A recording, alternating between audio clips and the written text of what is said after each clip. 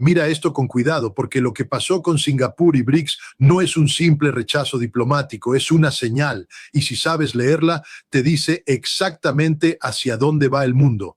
Estamos hablando de una de las ciudades-estado más ricas, más sofisticadas, más estratégicamente posicionadas del planeta entero. Un nodo financiero que mueve billones de dólares, que sirve como puente entre Oriente y Occidente, que durante décadas ha jugado el juego de la neutralidad con una precisión casi quirúrgica.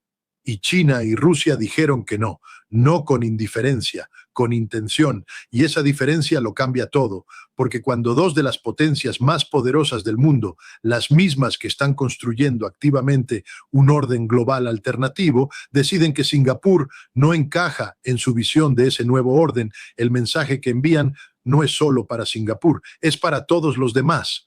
Es para cada nación pequeña y mediana que creía que podía sentarse en dos sillas al mismo tiempo, que podía comerciar con China, mantener alianzas con Washington y navegar el caos geopolítico del siglo XXI sin nunca tener que elegir un bando.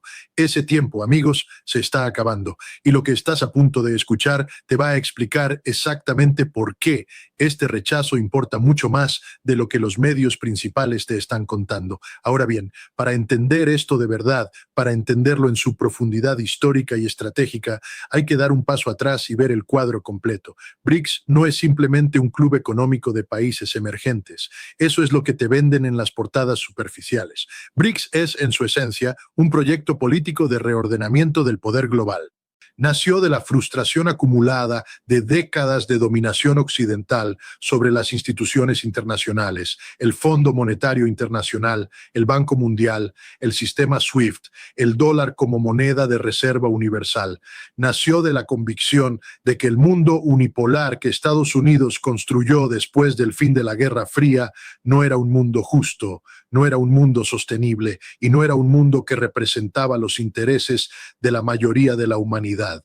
Y desde ese origen, BRICS ha ido creciendo, expandiéndose, ganando peso. Hoy, si tomamos en cuenta todos sus miembros y países socios, BRICS representa casi el 46% de la población mundial y aproximadamente el 37% del Producto Interno Bruto global, medido en paridad de poder adquisitivo. Eso no es una curiosidad estadística, eso es poder real. Entonces llegamos a Singapur, una isla de apenas 720 kilómetros cuadrados con 5,5 millones de habitantes que, sin embargo, es uno de los centros financieros más importantes del planeta.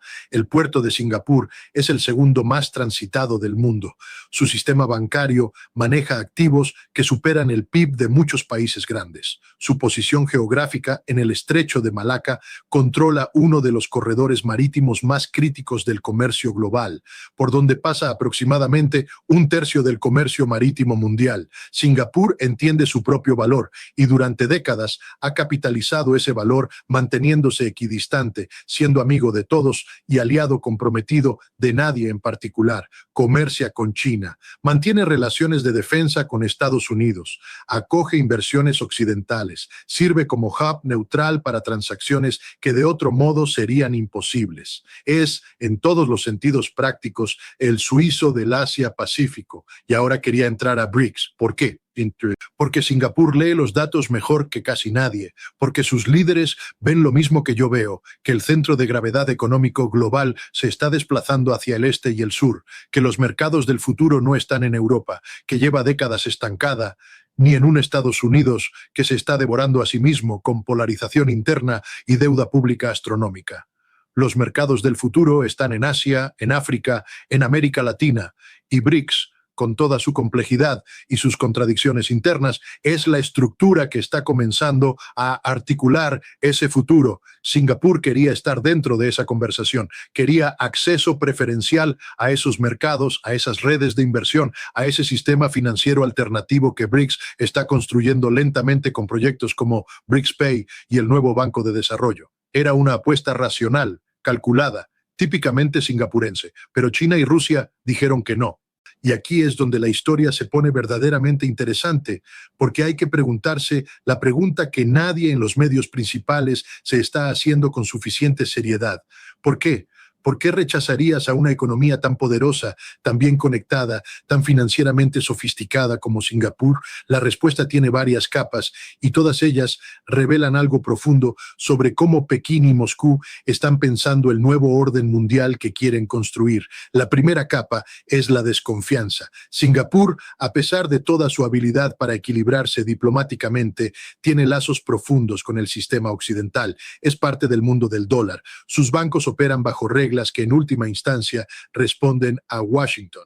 Su sistema legal está basado en el derecho anglosajón. Su élite fue educada en Oxford, en Cambridge, en las mejores universidades estadounidenses. Y cuando llegó el momento de las sanciones contra Rusia, después de la invasión de Ucrania en 2022, Singapur las siguió. Singapur, que se precia de su neutralidad, se alineó con Occidente. China y Rusia tomaron nota y no olvidaron. Esa es una verdad incómoda que hay que decir sin rodeos. La neutralidad de Singapur siempre fue más estratégica que principista. Y cuando el mundo se fracturó de verdad, cuando llegó la hora de la verdad con las sanciones a Rusia, Singapur mostró dónde están sus lealtades fundamentales. No estoy haciendo un juicio moral sobre esa decisión. Estoy describiendo una realidad geopolítica. Y esa realidad es que desde la perspectiva de Moscú y Pekín, Singapur es un caballo de Troya potencial. Es un actor que, si se integra plenamente a las estructuras financieras de BRICS, podría servir como canal de información para Occidente, como puerta trasera para evasión de sanciones, que en realidad terminaría revelando redes y transacciones como elemento que diluye la coherencia geopolítica del bloque en un momento crítico en que BRICS necesita consolidar su identidad y su dirección estratégica. No puedes construir una alternativa al sistema occidental si dejas entrar en tu casa a alguien que, en el momento de la presión real, elige el sistema occidental. La segunda capa es más estructural y tiene que ver con la visión de lo que BRICS debe ser. Hay un debate interno en BRICS que raramente se cubre en los medios de habla inglesa, pero que es absolutamente fundamental sobre si el bloque debe seguir expandiéndose de manera promiscua, sumando cada vez más países con intereses y lealtades diversas, o si debe consolidarse, profundizar la integración entre sus miembros actuales y construir instituciones que realmente funcionen antes de seguir creciendo.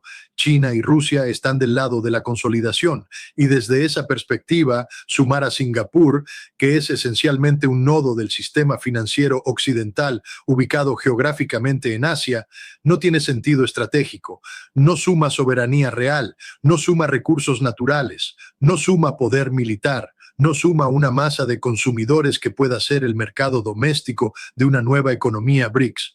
Lo que suma Singapur es acceso financiero occidental y eso, paradójicamente, es exactamente lo que BRICS está tratando de reducir su dependencia.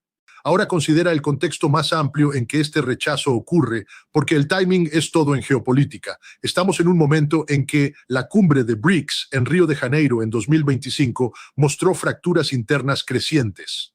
La ausencia de Xi Jinping y de Vladimir Putin en esa cumbre fue llamativa, deliberada y cargada de significado. No fue descuido ni agenda apretada. Fue una señal de que China y Rusia, los dos pesos pesados del bloque, están recalibrando su estrategia. Están viendo un BRICS que, a medida que se expande, se vuelve más difícil de manejar, más lleno de contradicciones, más susceptible a las presiones de Washington. India, que es miembro fundador de BRICS, está al mismo tiempo acercándose estratégicamente a Estados Unidos e Israel. Brasil, bajo Lula, critica a Occidente en las cumbres, pero no puede darse el lujo de perder acceso a los mercados de capitales occidentales. Irán está en el bloque, pero su presencia complica las relaciones con India y con casi cualquier país que quiera mantener vínculos con el mundo árabe moderado. BRICS es un bloque cada vez más heterogéneo y esa heterogeneidad tiene un precio. En ese contexto, el rechazo a Singapur también debe leerse como un mensaje interno dirigido a los otros miembros de BRICS. Un mensaje que dice, no todo el mundo entra, los criterios importan, la lealtad geopolítica importa. No estamos construyendo una cámara de comercio universal donde cualquiera que tenga algo que ofrecer económicamente puede unirse. Estamos construyendo, o al menos intentando construir un bloque que tiene una dirección estratégica coherente, y esa dirección es la reducción de la hegemonía occidental sobre las instituciones financieras globales, la creación de un mundo genuinamente multipolar donde ninguna potencia pueda usar el dólar o el sistema SWIFT como arma contra soberanos. Y para ese proyecto, Singapur, con todas sus virtudes económicas, no es un activo, es un riesgo. Pero aquí viene la parte que realmente debe hacernos reflexionar a todos. Y me dirijo especialmente a quienes están viendo esto desde los Estados Unidos, desde una perspectiva latinoamericana, con un ojo en la historia y otro en el futuro de sus propias comunidades. El rechazo de Singapur es un síntoma de algo mucho más grande. Es el síntoma de un mundo que se está bifurcando de verdad, no retóricamente, no en los titulares, sino en la estructura real de las instituciones, las alianzas, los flujos comerciales y los sistemas de pago. Estamos viendo el nacimiento de dos sistemas paralelos. Uno anclado en el dólar, en las instituciones de Bretton Woods, en la capacidad de Washington de dictar reglas económicas globales mediante sanciones y acceso al mercado estadounidense. El otro, todavía embrionario, todavía lleno de contradicciones, construido alrededor de China, Rusia y un conjunto creciente de países del sur global que están hartos del orden unipolar, pero que aún no tienen la capacidad institucional suficiente para desafiarlo de manera eficaz. Y entre esos dos sistemas hay países que están atrapados, países que dependen del dólar para su comercio, pero que tienen sus principales socios comerciales en la órbita china. Países que quieren beneficiarse de la inversión china, pero que temen las consecuencias de desafiar a Washington. Países que entienden que el mundo está cambiando, pero que no pueden simplemente saltar del barco occidental sin tener otro barco al que subirse. Singapur es el caso más extremo y más sofisticado de esta trampa, pero no es el único. Hay decenas de países en esa situación, y el rechazo de Singapur les dice a todos ellos que la ventana de la ambigüedad se está cerrando. Pensemos en lo que esto significa en términos concretos. Durante décadas, la gran ventaja estratégica de estar integrado al sistema financiero occidental fue que ese sistema era el único que existía. No había alternativa real. Podías criticar a Washington en los discursos, pero a la hora de financiar tu deuda soberana, de acceder a los mercados de capitales, de hacer transacciones internacionales, terminabas usando el dólar, el sistema SWIFT, los bancos occidentales. No había dónde más ir. Eso le daba a Estados Unidos un poder de coacción enorme que no requería fuerza militar. Era poder económico puro y funcionaba casi perfectamente durante el periodo unipolar, pero ese periodo está terminando, no de manera dramática ni de la noche a la mañana, pero está terminando. Y la señal más clara de que está terminando es precisamente la decisión de China y Rusia de ser cada vez más selectivos sobre quién entra a su bloque, de priorizar la coherencia estratégica sobre el crecimiento numérico, de decir que no incluso a un actor económico tan valioso como Singapur, porque el precio geopolítico es demasiado alto. Ahora, ¿qué significa todo esto para los Estados Unidos? Porque esa es, en última instancia, la pregunta que nos concierne. Y la respuesta es más compleja de lo que cualquiera de los dos partidos políticos te va a contar. Estados Unidos todavía tiene un poder enorme. El dólar sigue siendo la moneda de reserva dominante. El sistema financiero occidental sigue siendo el más profundo, el más líquido, el más accesible del mundo.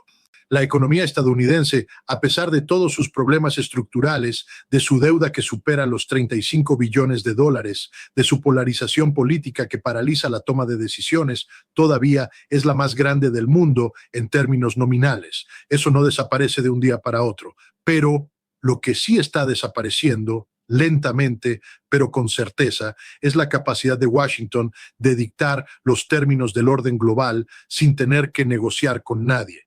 Y esa pérdida de poder unilateral tiene consecuencias directas sobre la vida cotidiana de millones de personas en este país. Cuando el dólar pierde parte de su rol como moneda de reserva global, aunque sea gradualmente, eso tiene efectos sobre las tasas de interés, sobre la inflación, sobre el costo de la deuda pública que en última instancia pagan los contribuyentes estadounidenses. Cuando el sistema SWIFT pierde relevancia porque cada vez más países hacen transacciones en sistemas alternativos, la palanca de las sanciones económicas se debilita y con ella la capacidad de Washington de ejercer poder sin recurrir a opciones militares que son políticamente costosas. Cuando BRICS logra, aunque sea parcialmente, crear una infraestructura financiera alternativa, el mundo se vuelve más multipolar, y un mundo más multipolar es un mundo donde Estados Unidos tiene que negociar más y dictar menos. Eso puede sonar a algo abstracto, pero sus consecuencias son absolutamente concretas. Y hay un elemento adicional en todo esto que me parece crucial mencionar, que tiene que ver con la moralidad global que está en juego, porque una de las grandes promesas del momento unipolar americano fue que el mundo bajo la hegemonía de Washington sería un mundo de democracia, derechos humanos, libre comercio justo y multilateralismo basado en reglas. Esa fue la promesa. Y la realidad fue, con demasiada frecuencia, bien distinta. Fue invasiones sin mandato de la ONU, fue sanciones que empobrecieron a poblaciones enteras mientras sus gobiernos seguían en el poder, fue apoyo a dictadores convenientes y desestabilización de democracias inconvenientes, fue un sistema financiero global que extraía riqueza de los países más pobres del mundo hacia los más ricos bajo el nombre de globalización. Esa brecha entre la promesa y la realidad es exactamente lo que alimenta a BRICS. No es que China y Rusia sean modelos de virtud internacional, no lo son, pero han capitalizado brillantemente el resentimiento que ese fracaso moral acumuló en el sur global durante décadas. Singapur, en el fondo, entendía todo esto. Por eso buscó a BRICS. Pero BRICS, o al menos sus líderes más poderosos, le dijeron que no porque entienden que en el momento de bifurcación histórica que estamos viviendo, la coherencia importa más que el tamaño, el foco importa más que la amplitud. Y la lealtad geopolítica, aunque nadie lo diga en esos términos exactos, importa más que la sofisticación financiera. Eso es lo que está pasando de verdad. Eso es lo que este rechazo nos dice sobre el mundo que están haciendo. Y la pregunta que cada uno de nosotros debería hacerse es, ¿estamos leyendo bien estas señales? ¿Estamos entendiendo lo que viene? Porque el tiempo de las medias tintas, de las ambigüedades convenientes, de creer que se puede estar en todos los lados al mismo tiempo sin pagar ningún precio, ese tiempo se está acabando, y mejor saberlo ahora que descubrirlo cuando ya sea demasiado tarde para prepararse.